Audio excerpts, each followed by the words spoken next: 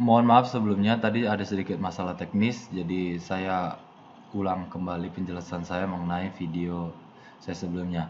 Jadi tadi saya sudah jelaskan dalam diagram Kartesius akan terbagi atas 4 bagian seperti ini, di mana ini adalah 0 derajat, 90 derajat, 180 derajat, 270 derajat, dan 0 derajat itu sama aja dengan 360 derajat begitu ya.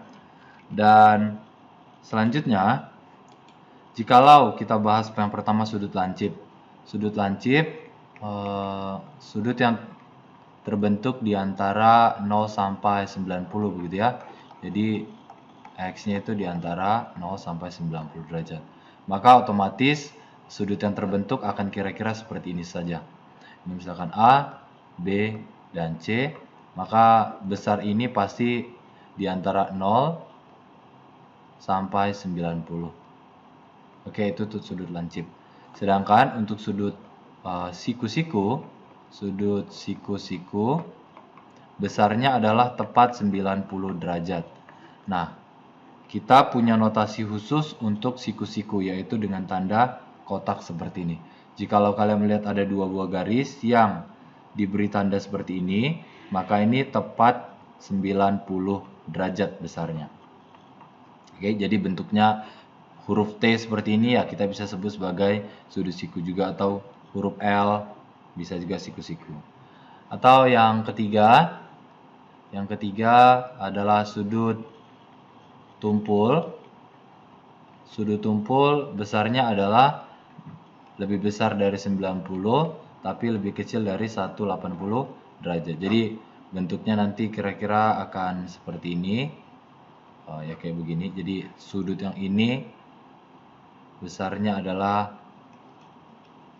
lebih besar dari 90 derajat tapi lebih kecil dari 180 derajat.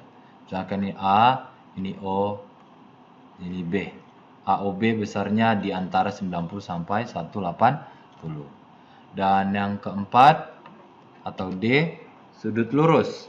Sudut lurus besarnya tepat 180 derajat.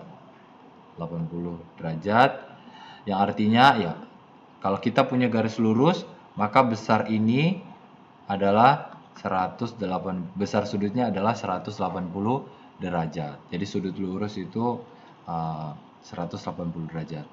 Selanjutnya sudut refleks. Sudut refleks E. Sudut refleks. Refleks, oke ya.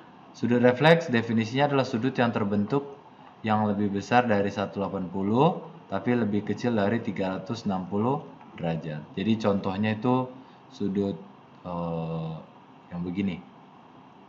Misalnya gini ya. Jadi A, O, B. Jadi sudut yang ini, yang besarnya ini, yang di luar itu disebut sebagai sudut refleks. Oke ya. Dan yang terakhir adalah sudut F, sudut penuh. Sudut penuh adalah sudut yang kembali ke titik awal seperti itu. Sudut yang terbentuk dari satu putaran penuh. Jadi ini ya 360 derajat besarnya. Jadi kalau ada ya garis kita putar terus sampai kembali lagi ke awal, yaitu membentuk sudut penuh atau 360 derajat. Jadi ada 6 bentuk atau jenis sudut: lancip, siku-siku, sudut tumpul, sudut lurus, sudut refleks, dan juga sudut penuh. Selanjutnya kita akan membahas hubungan antar sudut.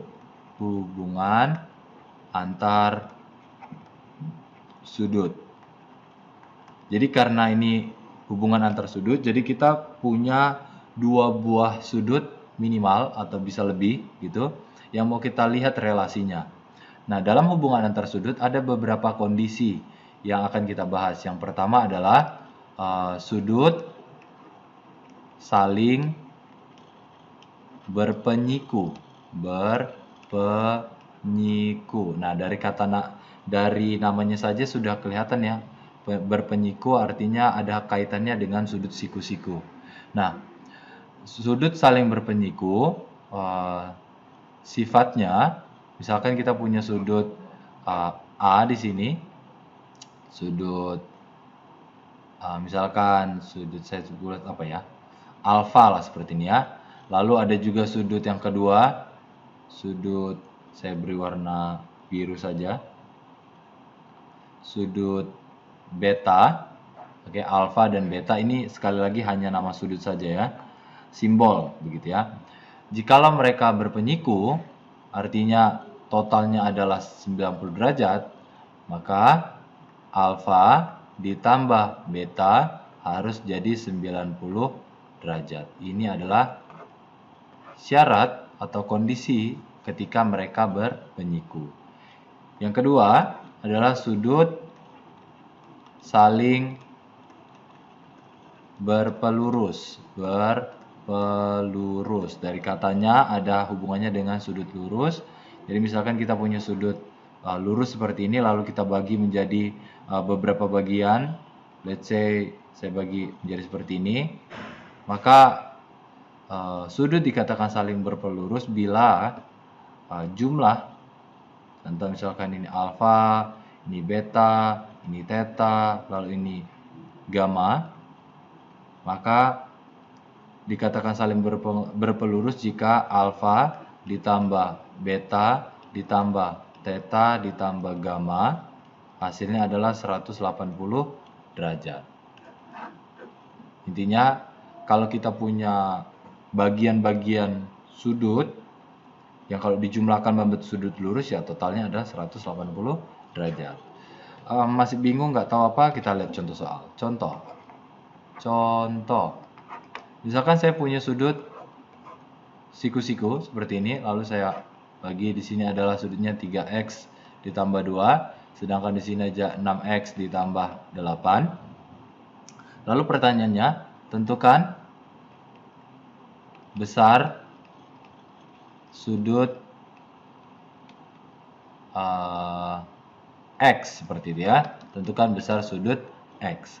Nah, ingat, karena dari gambar kita ini mereka membentuk sudut siku-siku, artinya jikalau 3x ditambah 2 sudut yang pertama ini, kita tambah dengan sudut yang kedua 6x ditambah 8, maka totalnya harus membentuk semuanya yaitu 90 derajat. Kalau kita sederhanakan, 3x ditambah 6x 9x, 2 ditambah 8 10, maka sama dengan 90 derajat.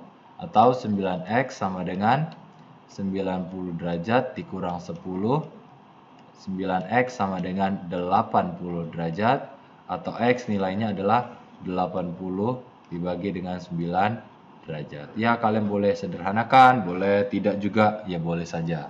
Oke, jadi intinya lihat apakah dia totalnya 90 atau tidak. Selanjutnya, contoh kedua. Misalkan saya punya di sini 45 derajat, di sini siku-siku, dan di sini sebentar ya. Saya maunya ini 5x ditambah 2, di sini x ditambah 18 deh. Oke ya. Lalu ditanya tentukan sudut 3x dikurang 5 misalkan. Oke ya. Langsung jawab saja. Perhatikan bahwa terbentuk garis lurus di sini. Oke ya. Sehingga total dari semua ini adalah 180 derajat. Jadi ini berpelurus ya. Jadi kalau kita perhatikan 45 derajat, kalau ditambah dengan 5x ditambah 2, ditambah lagi dengan x ditambah 18, totalnya harus 180 derajat karena membentuk sudut lurus.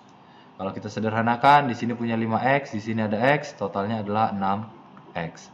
Di sini 45, di sini 2, di sini 18, kalau dijumlahkan berarti 65.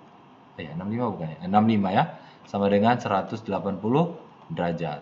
Atau 6x sama dengan 180 dikurang 65. 6x sama dengan 180 dikurang 65, 115. Betul ya? 115. Lalu kita sederhanakan. X sama dengan 115 dibagi dengan 6. Oke. Kita cari hasilnya, sama-sama dibagi 3. Tidak bisa 3. Yes. Oke sih. Ya sudah. Kalaupun tidak bisa, berarti X-nya adalah 115 dibagi 6. Karena kita butuh mencari 3X dikurang 5, maka saya tulis di sini 3X dikurang 5 hasilnya adalah 3 dikali dengan 115 dibagi 6 dikurang 5. 3 dengan 6 bisa coret ya, berarti 115 dibagi 2. Kalau kita mau pakai koma berarti itu 55 ya, 55,75. 2 dibagi 115 bagi 5, 10, 1, 5, 57 ya, benar, 57,5 dikurang 5, maka hasilnya adalah 52,5 derajat. Oke, demikian dulu untuk video singkatnya tentang hubungan antar sudut. Nanti kita bahas video selanjutnya.